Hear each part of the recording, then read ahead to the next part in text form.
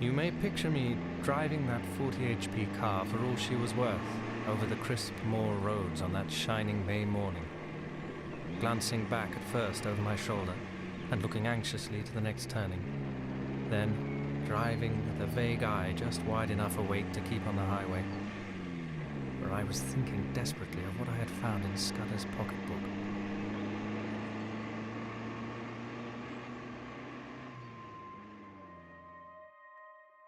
The 15th day of June was going to be a day of destiny, a bigger destiny than the killing of a Dago. It was so big that I didn't blame Scudder for keeping me out of the game and wanting to play a lone hand. That, I was pretty clear, was his intention.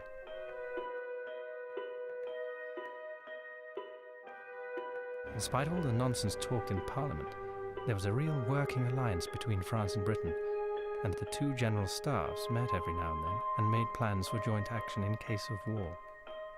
Well, in June, a very great swell was coming over from Paris, and he was going to get nothing less than a statement of the disposition of the British Home Fleet on mobilization. It was something uncommonly important.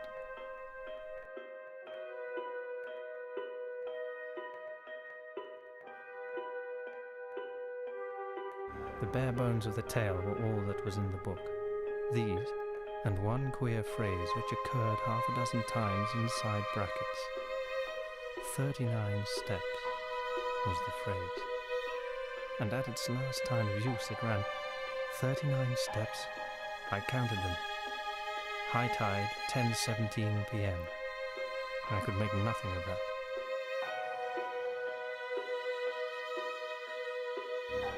It was no question of preventing a war.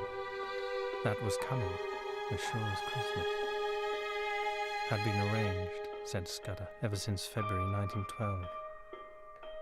Carolides was going to be the occasion. This war was going to come as a mighty surprise to Britain. Carolides' death would set the Balkans by the ears, and then Vienna would chip in with an ultimatum. Russia wouldn't like that, and there would be high words, but Berlin would play the peacemaker and pour oil on the waters, till suddenly she would find a good cause for a quarrel, pick it up, and in 5 hours let fly at us. That was the idea, and a pretty good one too.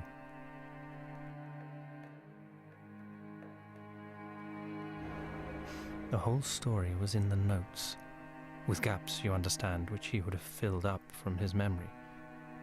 He stuck down his authorities too, and had an odd trick of giving them all a numerical value and then striking a balance, which stood for the reliability of each stage in the yarn.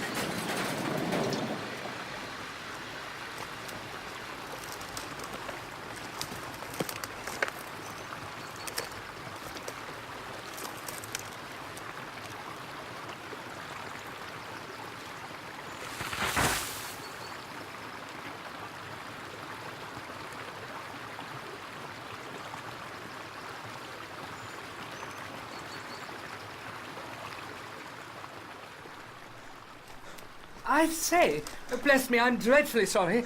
Are you hurt? Really, I must apologise. Oh, bless my soul. Do tell me you're all right. My blame, sir. It's lucky that I did not add homicide to my follies. Well, that's the end of my Scotch motor tour. Or it might have been the end of my life.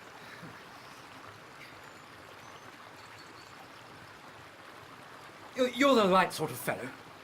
I can spare a quarter of an hour, and my house is 2 minutes off. I'll see you clothed and fed and snug in bed. Where's your kit, by the way?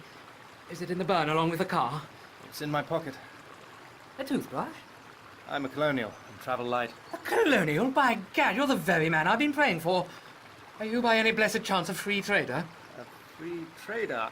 I am. Oh, good show.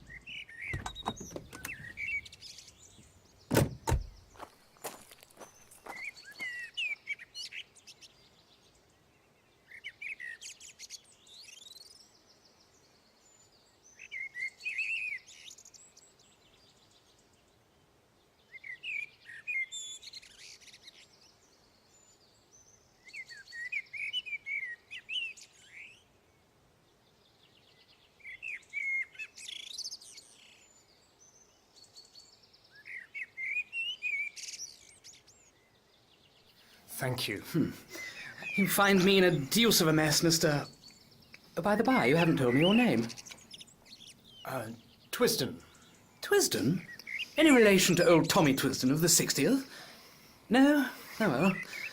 Well, you see, I'm the Liberal candidate for this part of the world, and I had a meeting on tonight at Brattleburn, and that's my chief town, in an infernal Tory stronghold.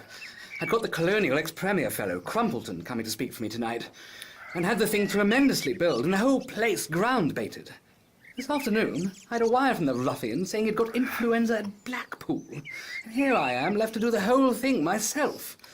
I had meant to speak for 10 minutes, and now must go on for 40. And though I've been racking my brains for 3 hours to think of something, I simply cannot last the course. Now, you've got to be a good chap and help me. You're a free trader and can tell our people what a washout protection is in the colonies. All you fellows have the gift of the gab. I wish to heaven I had it. I'll be forever more in your debt.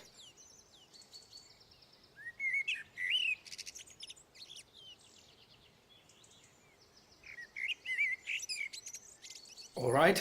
I'm not much good as a speaker, but I'll tell them a bit about Australia. Oh,